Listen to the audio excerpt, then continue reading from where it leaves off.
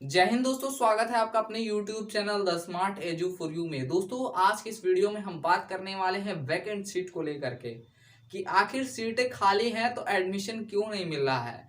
आप vacant seat की अगर लिस्ट देखेंगे, सिक्स्थ राउंड की काउंसलिंग की जो वैकेंट सीट आई थी, उस सीट को अगर आप देखेंगे डाउनलोड करके, तो बहुत सारी गवर्नमेंट और एडेड ऐसे कॉलेज हैं जहां पर सीटें अवेलेबल हैं लेकिन एडमिशन नहीं मिल रहा है स्टूडेंट्स को। अब ऐसा तो है नहीं कि किसी स्टूडेंट्स ने फिल नहीं किया होगा।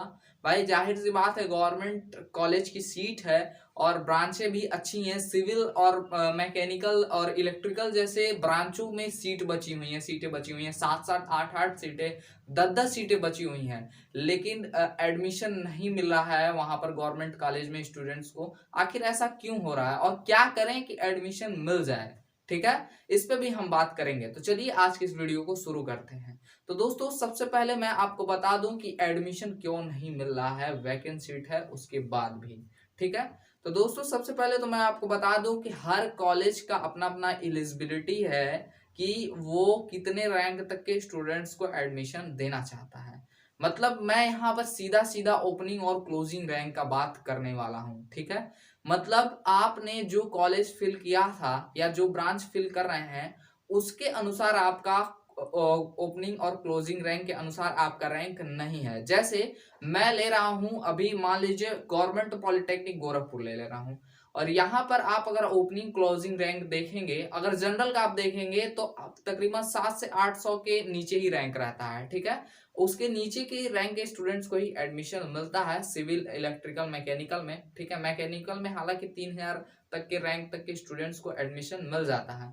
अब कोई स्टूडेंट, आप बताइए, एक स्टूडेंट ऐसा है जिसका रैंक 2000 है और उसने गवर्नमेंट पॉलिटेक्निक गोरखपुर का नाम फिल किया, और एक स्टूडेंट ऐसा है जिसका रैंक 10,000 है। उसमें से आपको बताइए, आप बताइए किस स्टूडेंट को एडमिशन मिलना चाहिए। ठीक है, तो आप समझ पा रहे होंगे कि जिसका रैंक कम होगा उसको एडमिशन मिलेगा। ठीक है, अब इसमें आप वैकेंट सीट है लेकिन 10,000 रैंक का कोई स्टूडेंट है, उसको भी तो मिल जाना चाहिए, लेकिन ऐसा नहीं होगा।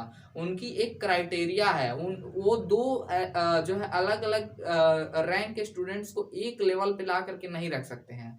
मतलब कि वो अगर उनका 2000 रैंक तक के स्टूडेंट्स को एडमिशन देते हैं तो वो 2000 रैंक तक के स्टूडेंट्स को ही एडमिशन देंगे, चाहे वो इस साल 2 सीटें खाली रह जाए। अगर 2 सीट है तो चाहे उस पे कोई एडमिशन अगर लेना चाहता है तो उसकी रैंक 2000 के अंडर ही होना चाहिए, और 2000 के अगर बाहर का रैंक है तो उस स्टूडेंट को एडमिशन नहीं मिलेगी, वो सीट खाली रह जाएगी। अगले साल K2 ग्रुप से या K1 मतलब के ग्रुप के स्टूडेंट आके उस वैकेंट सीट पे एडमिशन ले लेंगे, लेकिन वो इस साल सीटें खाली रहेंगी। मतलब सीधा सीधा यदि आपका रैंक उस कॉलेज के अनुसार नहीं है, ओपनिंग क्लोजिंग रैंक आप देखेंगे, अगर जितना रैंक उस कॉलेज का है जो आप फिल कर रहे हैं, उस कॉलेज के अनुसार यदि आपका रैंक नहीं है तो आपको एडमिशन नहीं मिलेगा। भले वो सीट खाली है और वो खाली ही रहेगी, अगले साल वो वहां जाकर के ग्रुप से कोई स्टूडेंट एडमिशन ले लेगा। ठीक है, तो आप समझ पा रहे होंगे कि सीटें खाली होने के बावजूद भी एडमिशन क्यों नहीं मिल रहा है। ठीक है, तो अब क्या करना होगा हमको कि एडमिशन मिल जाए? तो वही सिंपल सा काम है, ओपनिंग क्लोजिंग रैंक देखिए जाकर के अपने कैटेगरी के अनुसार। जनरल है तो ओपी में देखिए, ओबीसी है तो बीसी में देखिए, एससी एसटी कैटेगरी से है तो एससी एसटी कैटेगरी से देखिए, जाके वहां रैंक देखिए और देखिए किस गवर्नमेंट कॉलेज का जो है रैंक, क्लोजिंग रैंक आपके रैंक से अधिक है।